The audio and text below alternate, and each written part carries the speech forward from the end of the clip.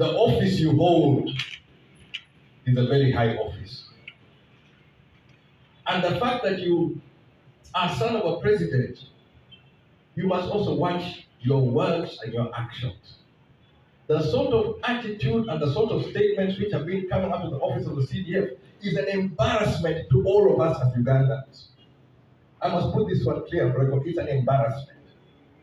How can you talk about torturing or killing a person who stood in a presidential election and had a backing of over 2 million Ugandans according to the Electoral Commission?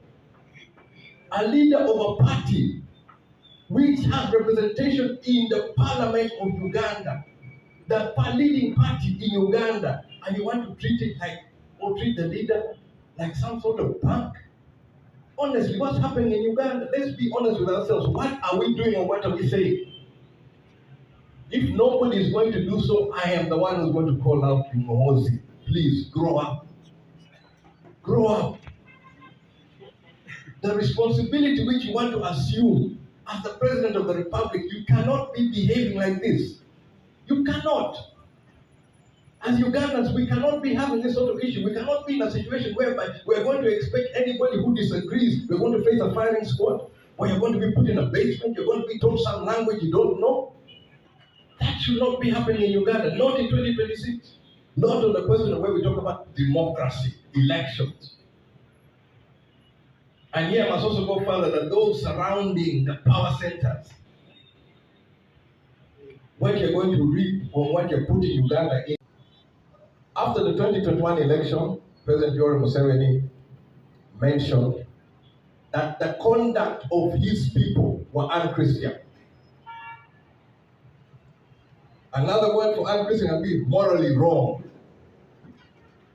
because there was funding due to the parties and the IPOD which was not released. So in January 2021, President Yoweri Museveni says that his people were unchristian in releasing this money. We come to 2025, all throughout, we don't get this money.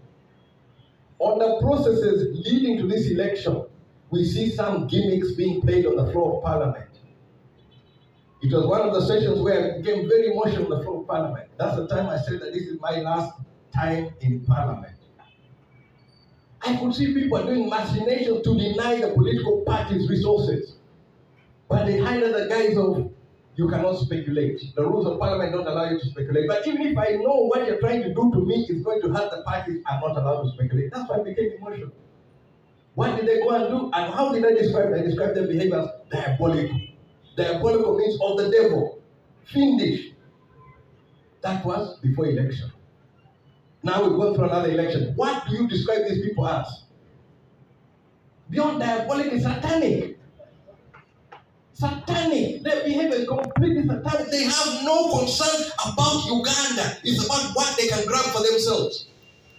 As IPOD, we're trying to build political parties which can outlast us, which can help anchor our democracy.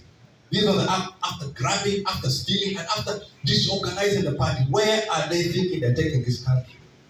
And all of you who know the motto for God and my country, where are you when your country is being taken to the dogs?